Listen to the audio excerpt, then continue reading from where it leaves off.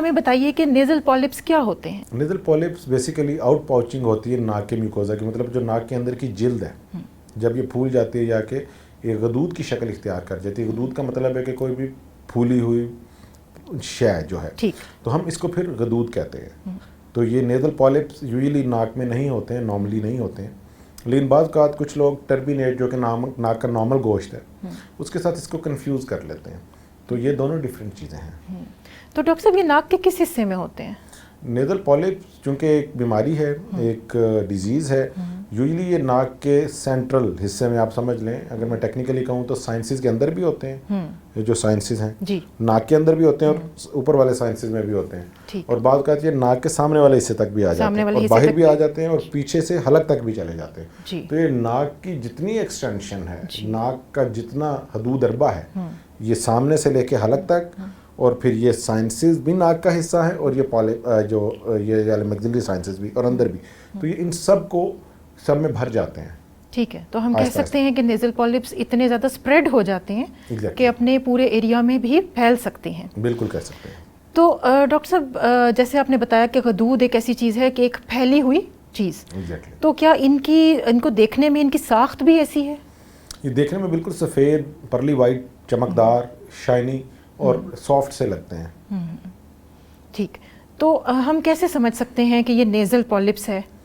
اچھا، اس کی سب سے بڑی جو علامت ہوتی ہے جو ہمارے پاس مریض آتا ہے وہ اینوسمیا، مطلب اس کو اسمیل نہیں آ رہی ہوتی. اس کے ساتھ باقی علامات ناک کا بند ہونا یہ بھی ہوتی ہے، ٹھیک ہے نا، خراٹوں کا آنا بعض کا مین سمٹم ہوتی ہے مریض کی، سنورنگ، کیونکہ ناک اس کا بند ہو چکا ہوتا ہے، اور نیزل ٹوینگ کہ ناک سے آواز آنا، ناک کے بند ہونے والی آواز آنا، یہ بھی بعض کا سمٹم ہوتی ہے. ناک سے خون آنا بھی علامت ہوتی ہے. ناک سے سانس کا جو ہے سانس لینا بھی مشکل ہونا، ناک کا بند ہونا، یہ ساری علامتیں اس میں آ سکتی ہیں. اور بعض کا آنکھیں، ناک کا جو پیرامڈ ہے، جو ناک کا جو روٹ ہے جو آنکھوں کے درمیان ہے، اگر یہ غدود ناک کے اس حصے کو پھیلا دیتے ہیں یا کہ اس ریجن میں پھیلاؤ کرتے ہیں اور نیچے سے سائنسز میں بھی دباؤ دیتے ہیں تو آنکھیں باہر کی طرف بھی، جیسے مینڈک کی آنکھیں ہوتی ہیں، تو وہ بھی ناک کے غدودوں کی وجہ سے. تو ہم کہہ سکتے ہیں ڈاکٹر صاحب کہ یہ ساری علامات ہیں کہ ہم سمجھ سکتے ہیں کہ جب ہم ایسے دیکھیں یا ہم اس چیز کو فیل کریں تو ہمارے اندر نیزل پالپس اسپریڈ ہو چکے ہیں. بالکل، سانس کا بند ہونا، ناک سے سانس کا نہ آنا، اسمیل کا نہ آنا، خراٹے آنا، منہ کھول کے سونا، ناک سے آواز، ناک سے آواز کا کریکٹر چینج ہو جانا، اور پھر آخر میں ڈسفگرمنٹ آف فیس کہ ناک چوڑا ہو جانا اور آنکھوں کو ایک دوسرے سے دور چلے جانا، یا کہ ان کے فیس پہ سویلنگ، ماتھے پہ سویلنگ، یہ بھی آ سکتی ہیں. تو ڈاکٹر صاحب ہم یہ کیسے جانیں کہ یہ بینائن ہے یا کینسیریس؟ ہاں جی، اچھا، اس کو جاننے کے لیے ان کی بایوپسی کرنی پڑتی ہے. مطلب ہمیں ان کو نکال کے لیبارٹری بھیجنا ہوتا ہے، ہسٹوپیتھولوجی کروانی ہوتی ہے کہ کیا آیا کہ یہ بینائن ہے، مطلب کہ نان کینسرس یا کینسرس ہے. یعنی آپ یہ سمجھتے ہیں کہ یہ بینائن بھی ہو سکتے ہیں، یعنی نان کینسیریس، اور یہ کینسیریس بھی ہو سکتے ہیں. بے انتہا ورائٹی، اور ان کے درمیان بھی ان کی بہت ساری قسمیں ہیں. آپ کے لیے حیرانی والی بات ہوگی، کینسرس اور نان کینسرس کے درمیان پری ملیگننٹ کنڈیشنز کہ جو آہستہ آہستہ ملیگننسی یعنی کہ کینسر میں چینج ہونے کی ٹینڈنسی رکھتے ہیں. تو بے انتہا ٹائپس کے ناک کے غدود ہوتے ہیں. زیادہ تر ہم جن کو دیکھ رہے ہوتے ہیں وہ الرجک نیزل پالپس ہوتے ہیں، الرجی سے ریلیٹڈ غدود ہوتے ہیں جو کہ کینسرس نہیں ہوتے ہیں. لیکن جب مڈل ایج میں 40-45 سال کی عمر میں کئی لوگ ہمارے پاس آتے ہیں ناک کے غدود اور اس کے ساتھ نا خون آ رہا ہوتا ہے، تو ایک ٹرم ہے شنڈیرین پیپیلوما یا انورٹڈ پیپیلوما بھی ہم اسے کہتے ہیں. جب اس کی بایوپسی کرواتے ہیں تو ہمیں پتہ لگتا ہے یار یہ تو ایک پری میلیگننٹ کنڈیشن ہے، ٹھیک ہے، کینسرس اور نان کینسرس کے درمیان، اور بعض کا کینسرس بھی آتے ہیں اور اس میں اتنی ٹینڈنسی ہوتی ہے کہ وہ کینسریس بن سکتے ہیں. بالکل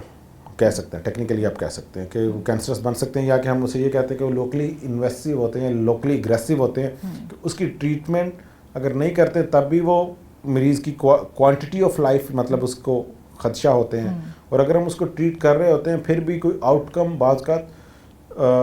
اوور دا ٹائم بہت اچھے نہیں رہتے ہیں، تو وہ ایک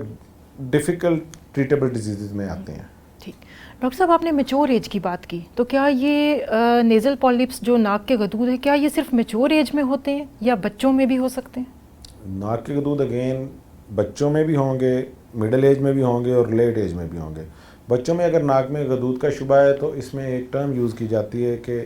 اس کو کبھی بھی بایوپسی نہ کیا جائے. چھوٹے بچے کی میں بات کر رہا ہوں، اس میں ہمیشہ پہلے ریڈیولوجیکل انویسٹیگیشن کی جائے، دیکھا جائے کہ کہیں یہ کوئی برین سے کوئی ٹیشو ہرنیٹ تو نہیں کر گئی، مطلب برین، دماغ اور ناک کے درمیان والا جو ایریا جو روف ہے نوز کی، اسے کریبریفارم پلیٹ کہتے ہیں، وہ وہاں سے کوئی چیز تو نہیں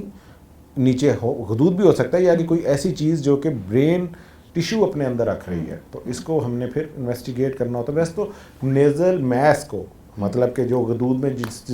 جس بیماری میں ناک کے غدود کا شبہ ہو، اس میں ہمیں سی ٹی اسکین تو کرنا ہی کرنا ہوتا ہے، لیکن ہم نے اس میں بعد کا یہ دیکھنا ہوتا ہے کہ ہم نے اس میں کنٹراسٹ دینا ہے یا نہیں، کہ وہ ہمیں پتہ لگتا ہے، یا کہ ہمارا ایکسپرٹیز یا کہ مریض کی علامات ہمیں بتا رہی ہوتی ہیں کہ یار یہ نارمل غدود سے ہٹ کے ہے، تب پھر ہم دیکھتے ہیں کہ اس کو ہم کنٹراسٹ دے دیتے ہیں، ہمیں پتہ لگے گا کہ یہ کینسرس ہے، یعنی بعد کا اس کے بعد ہمیں مزید ایم آر آئی کی طرف بھی جانا پڑتا ہے، تو یہ ود دا ٹائم ہم اس کو انویسٹیگیٹ کر رہے ہوتے ہیں۔ ٹھیک، یعنی ڈاکٹر صاحب اس چیز میں ریڈیولوجی کی اہمیت بہت بڑھ جاتی ہے، بے انتہا، اور جو کرنٹ ڈے ریڈیولوجی ہے وہ ہمیں بیسیکلی یہ بتا دیتی ہے کہ یہ کس کس ریجن تک پھیلا ہوا ہے، آنکھوں کے کتنا قریب ہے، برین کے کتنا قریب ہے، اور باقی سٹرکچرز یا خاص قسم کی نسوں سے کتنا قریب یا دور ہے، اور ہماری اپروچ کیا ہوگی، ہم نے اس کو لینا کیسے، اور یہاں تک ہمیں بتا دیتا ہے بعد کا کہ جو اس کی ریڈیولوجیکل پکچر ہے 100% نہیں لیکن 50-60% ہمیں یہ بتا دیتی ہے کہ ہسٹوپیتھولوجی میں یہ ایسی چیز آئے گی، مطلب کہ جب ہم اس کو نکال کے لیبارٹری میں بھیجیں گے تو ہمیں اس طرح کی بیماری کا شبہ آئے گا، یا کہ اس میں اس کی ڈیٹیلز آ سکتی ہیں۔ ٹھیک ہے، ہمیں خدشہ ہے کہ یہ بیماری اس میں سامنے آ سکتی ہے، کینسر کی، یا کہ وہ ہمیں کافی حد تک اس میں پتہ لگ جاتا ہے۔ ٹھیک، ایک اچھی ریڈیولوجی